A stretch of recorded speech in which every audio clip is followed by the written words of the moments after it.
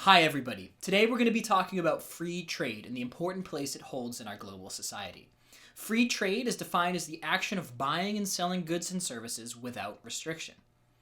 It's an applicable term to describe trading on any economic level, but for these purposes, we will focus on trade between countries on the international scale. This is accomplished through free trade agreements, or FTAs, such as the North American Free Trade Agreement, or NAFTA. These are treaties signed between governments to allow corporations and individuals to engage in trade across borders without any import or export tariffs. International free trade has established itself as a prosperous form of commerce and is the way of the future. But the global landscape is shifting, and free trade is under threat. The United States, for one, has a large movement of people seeking to put an end to FTAs in order to contain jobs and commerce within the country. On the surface, this sounds great. Bringing more jobs into the country and kickstarting a full chain of trade within would be an excellent thing for our economy, right? Wrong. A deeper look into this movement exposes some major flaws. First, it assumes American firms can produce every single good at premium quality, while in reality, certain countries can produce cost-effective goods more efficiently and at a higher build quality than others. For example, the United States FTA with Japan allows easy access to popular car brands like Toyota, Honda, Nissan, and more. FTAs anchor America's connection to other countries for goods we are not as gifted in producing. In addition, free trade agreements greatly expand American markets. There are only so many Americans, and with a closed-off economy, firms will have a limited amount of consumers to sell to. In NAFTA alone, the United States grows their market by roughly 50%. When we factor in China, the market balloons to 500% of the American population. These markets are just too big and too full of opportunity for our society to move away from free trade. Before we attempt to really understand free trade, we have to understand the basis of it, which is rooted in capitalism. Capitalism is a system and a culture in which people privatize resources to make a profit from their use.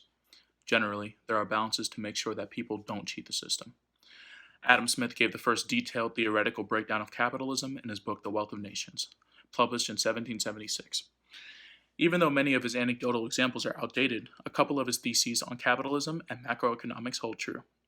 The concept of the invisible hand, presented by Smith and later expanded on by economists, has come to describe the idea that in a free trading market economy, people will eventually create prices that are beneficial to both the buyer and the seller simultaneously. Economies that are open, essentially meaning closer to being free trade markets compared to the rest of the world, experience this principle across many years and allow it to go on at a benefit to the entire market. Secondly, the theory of specialization. In free trade, this is a central facet of why countries enter into such agreements.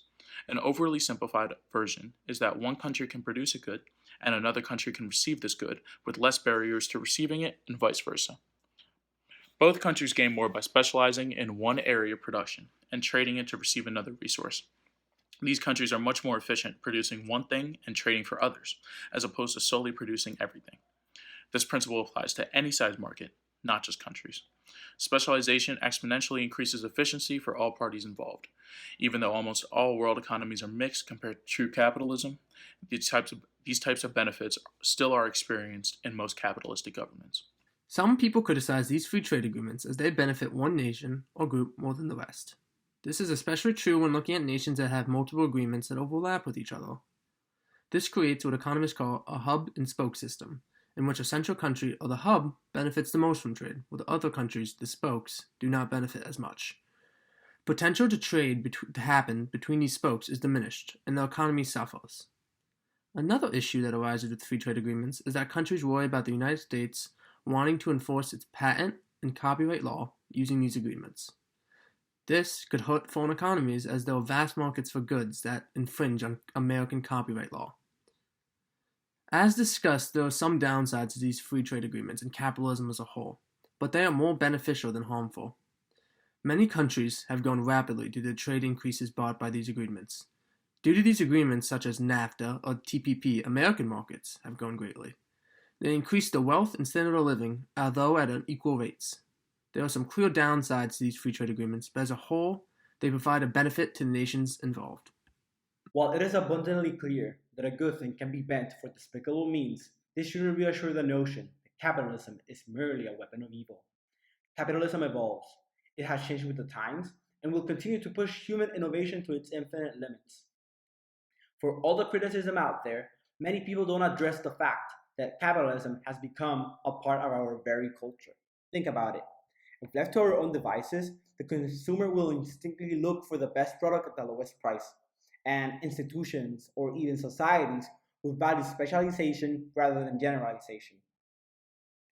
At its core, the engine behind capitalism is simply the desire for more leisure time. Unlike other markets, capitalism awards those who successfully make society better, which forces both upcoming and established corporations to constantly pioneer into the future, or risk dying in the battle of the fittest. Ever since the Industrial Revolution, many have spoken against the immorality that modern capitalism has allowed throughout the years. But again, highlighting how we've been able to correct these errors doesn't really take center stage during these sorts of debates. Can we talk about how working conditions were little better than slavery barely a century ago? What about inconsistent pay or the lack of any personal day? Do we still live in that world? Haven't we come a long way? The term market wasn't changed by any means, nor was capitalism thrown out the window. No. We the people just demanded to be treated as human beings, which as a result gave way to all the rights employees currently have in the same market. As of 2020, capitalism isn't the marvel that many economists paint it to be. There are many battles to be won before capitalism can achieve its ideal form.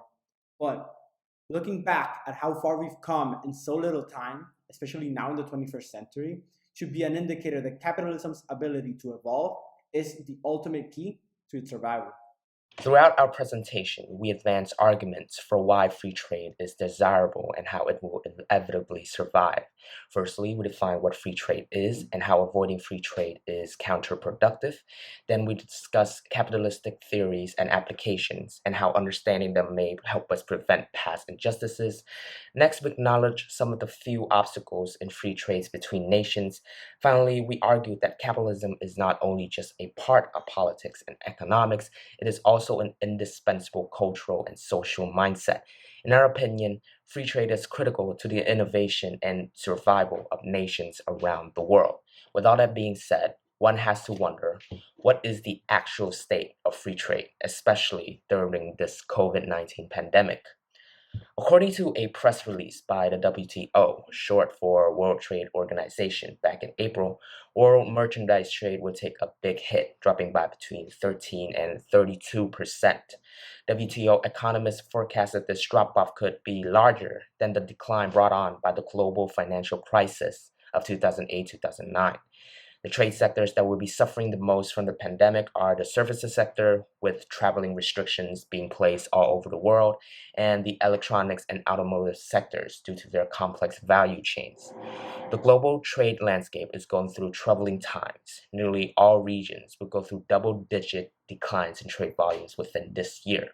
However, looking at the bright side, international trade is expected to make a resurgence in 2021, though this is still largely dependent on the duration of the COVID-19 pandemic and the effectiveness of countries' policies responding to the pandemic.